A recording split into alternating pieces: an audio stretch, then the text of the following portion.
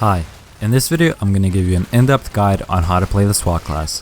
The SWAT is a trash killing expert, packing quite a punch with high fire rate weapons, a large supply of ammo and great crowd control. Able to carry multiple submachine guns, the SWAT can deal with most problems coming over his way. This perk excels at quickly and efficiently dealing with weak zeds that tend to overrun players. This makes him a great pick as a trash killer on any difficulty. What the SWAT lacks in speed, he makes up with high amounts of consistent firepower. My name is Arseniy, and you're watching Killing Floor Tactics. I'm going to cover a few areas ranging from the skills you should choose, what to spend your money on, how to deal with difficult zeds, and simply some tips to play the class best. Let's get right into it. At level 5, the skills we get to choose from are heavy armor training and tactical movement. Personally, I like to take tactical movement through a majority of the game, simply because this allows you to be more agile as a SWAT. You're no commando, you don't have the range of a commando because you're using submachine guns, so using this perk really allows you to get up in there, get into the fight quickly, and retreat if need be. After using heavy armor training for a while, I realized it's really not as great as I used to think. On the higher difficulties, your armor gets taken down very quickly. As you can see from the clips, just a few hits and you already lose 50 armor. Plus, you're constantly losing armor when you're standing in gas, which is something you're gonna see a lot on the higher difficulties. So, really, this perk, it might be good on the lower difficulties, but on the higher difficulties, I suggest not taking it. What I do suggest doing though is taking advantages of the good side of the skill. What I mean by that is the 50 armor spawn. So you take this on the first wave, you spawn with 50 armor, and then you switch to tactical movement on the second wave. This way you've gained 50 armor free of charge. At level 10, the skills we're choosing between are close combat training and tactical reload. You're gonna think obviously this is an easy choice, you take tactical reload because you're never gonna use pistols, but what I do suggest doing is using close combat training for the first 2 waves. This means you use your dual 9mm pistols for the first 2 waves, which saves you just a little bit of money. Sure, you're not saving millions of dollars, but I mean, it adds up over time, and you can sell your dual 9mm pistols after you're done using them. This means you switch to tactical reload on the 3rd wave, you start using your submachine guns, and you've made some money on the side. At level 15, the skills we get to choose from are suppression rounds and ammo vest. Personally, I suggest taking ammo vest because I've noticed that if I don't take ammo vest, I'm gonna run out of ammo on my submachine gun through about halfway of the wave, and then I either have to use a worse submachine gun or use a pistol. And the SWAT is a trash killer anyway. What I mean by that is you're supposed to kill clots, stalkers, crawlers, stuff like that, the weak stuff, so you really need the ammo for that. Suppression rounds is meant for the bigger zeds like the Skrakes and the Flesh Pounds, and it's really not your job to be killing them anyway, so I don't think you should take it. If you are good at conserving ammo and always getting headshots, then you can take suppression rounds. It will help you in some situations, but personally I found that ammo vest will help you more. At level 20, the skills we get to choose between are assault armor and cripple. Between these two, I wouldn't really say one is better than the other. Assault armor makes you tankier, cripple allows you to slow down the bigger zeds. So if you do see yourself down a lot and taking a lot of unnecessary damage, then do take assault armor. It will make you slightly more tankier by giving you 150 armor instead of the usual 100. Cripple on the other hand, I found that if you do want to slow the zeds down, you really have to aim at their legs and hit the legs, and I never really do that. You know, you're trying to go for headshots because that's the fastest way to kill a zed. So I mean, this one's really up to you. Assault armor is tankier, cripple is good in sub situations, but then again, you're not killing the zed as fast, so up to you. And our level 25 skill, the cool skill, this is what really makes the perk. On one side we've got battering ram, on the other side we've got rapid assault. For me, this is a really easy choice. Always take rapid assault. You got unlimited ammo, you shoot in near real time, and you have increased stumble power. All of these bonuses are amazing. There is no reason to explain myself. This is just a really great perk overall. Allows you to kill the zeds very quickly, and you'll see this throughout the clips. As with battering ram, I think they're going for something cool, but they really didn't get there with the skill. I feel like the fundamental issue with this skill is, unlike rapid assault, you're really not killing anything. You pretty much knock stuff down and then it gets back up right as Z time ends. I could really go on and on why battering ram is bad. Either Z time is not long enough, or it is long enough. You run into a group of Zeds and the Z time ends. Now you're stuck in a group of Zeds and you're going to take a bunch of damage. It's glitchy, sometimes the Zeds don't get knocked down. So I mean, if you want the easier experience, just take rapid assault. I feel like without some tweaking, Battering ram is bad. I'm hoping they change something about it and maybe then people are gonna run it. But right now the only use I've got for it is using it to run up to the Zeds and get a better accuracy, or using it to run away. That pretty much concludes all of the skills. What I told you are all my opinions, so in the end it's really up to you what you want to run. You can test things out, see what you like, what works for you. Now let's jump into the SWAT's arsenal and how you should be spending your hard-earned money. First things first, let's talk about the Swats Grenade, the flashbang.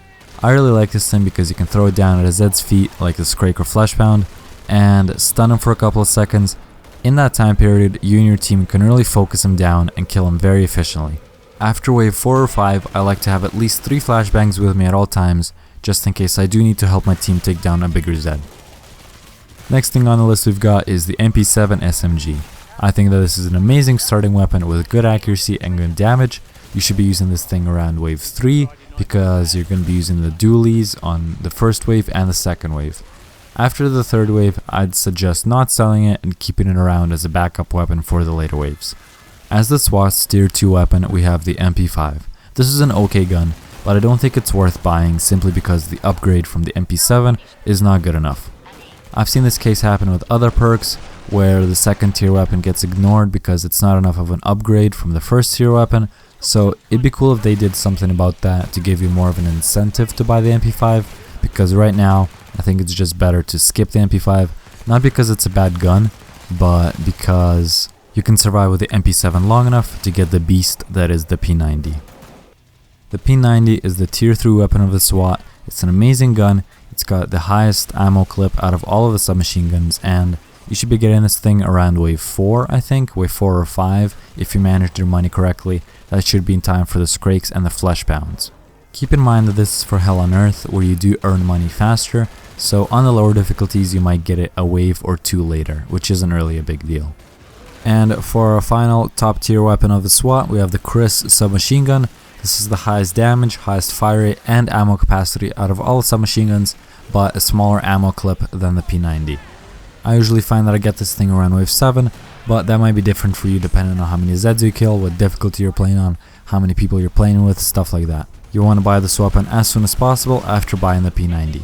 And recently they did add off perk weapons to the class, which means you can now take the medic submachine gun with you. What I suggest doing is after you've bought your P90 and the Kris, buy the medic submachine gun as your third weapon. This is going to be your backup weapon, and that way you can help your medic heal the team and keep them alive. That means at the end of the game, your loadout should look something like P90, Kris, medic submachine gun. And your buy order should look something like the dualies for the first 2 waves, Mp7 for the third wave, P90 on the fourth wave, have 4 or more flashbangs on waves 5 and after. You're going to get the Kris sometime on wave 6 to 7, and then get the medic submachine gun after buying the Kris. Remember that if you do have any leftover money, try and donate it either to the medic or one of your teammates so they can buy a weapon that they might need. Now let's talk a little bit about some of the Zeds and the things you should do to get rid of them. I was originally going to cover all the Zeds, but most of them are pretty easy to deal with, so I'll just talk about the ones that may pose you difficulties. First of all, let's talk about the blow. The blow isn't an easy target for the SWAT. You will waste about half of your clip into his head when you're trying to kill him.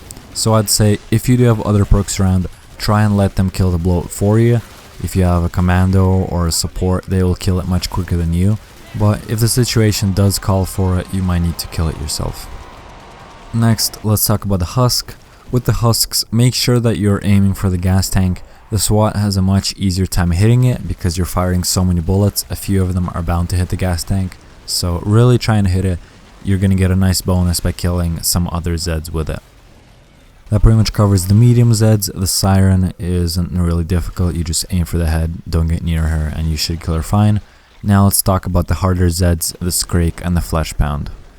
The Scrake is really easy to kill for the SWAT. You simply throw down your flashbang at his feet, he should get stunned, and then you can unload your entire clip into his head.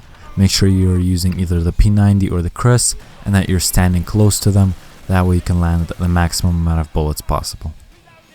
The Flashpound is pretty much the same story. The only difference is you're not going to be able to kill it alone. So throw down your flashbang, and then you and your teammates should all unload into him at the same time. That way you can take him down pretty efficiently.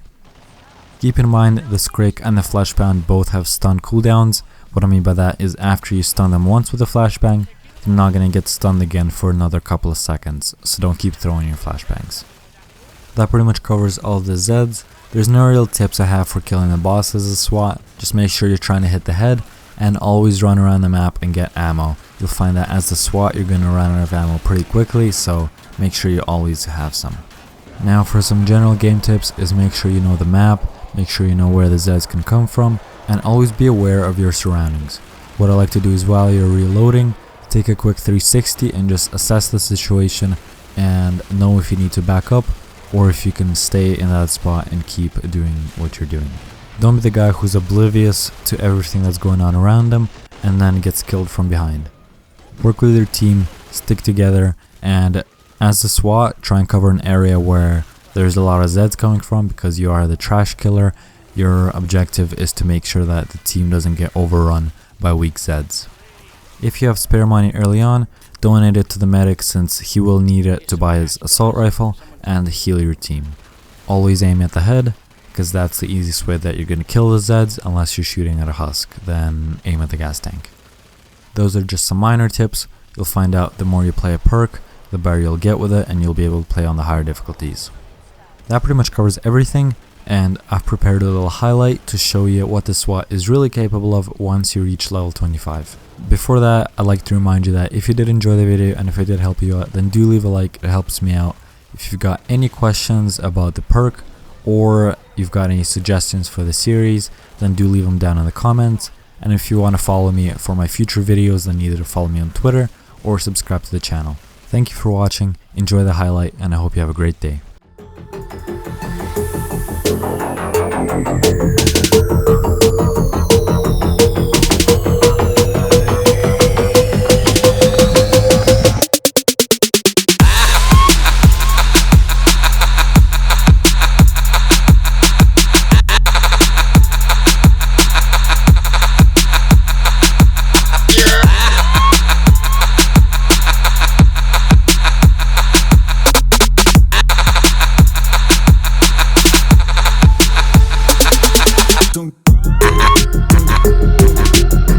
Bye.